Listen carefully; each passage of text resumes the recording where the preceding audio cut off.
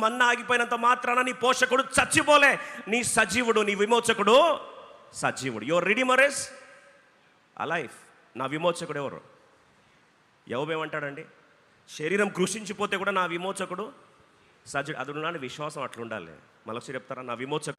యోబుకున్నంత విశ్వాసం యోబు మొత్తం పోయింది. ఇక మనకు ఒకటి ఆగిపోతే యోబు అన్నీ పోయింది. చివరికి శరీరము పెంకుతో కృషించిపోతుంటే కూడా నా విమోచకుడు సజీవుడు. I know my redeemer lives.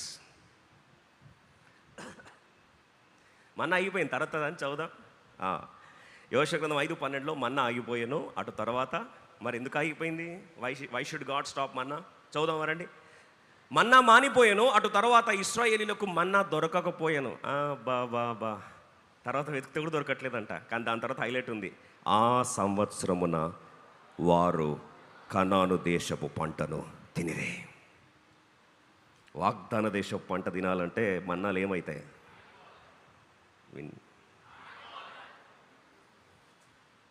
మీరు అనొచ్చు వాగ్దాన దేశం పంట మన్నా కంటే బాగుంటుంది అంటే, వాగ్దాన దేశం పంట పాలు తేనెలు ప్రవహించే దేశమే కాదు. దానికి ఒక హైలైట్ ఉంది. అక్కడ పండే పంటట ఎష్కోలు ప్రాంతానికి వస్తే ద్రాక్ష గెలలు మోయడానికి కవర్లో పట్టుకొని రాలే, మోసుకొని భుజం మీద ఇద్దరు మోసుకొచ్చారు. అర్థం చేసుకోండి.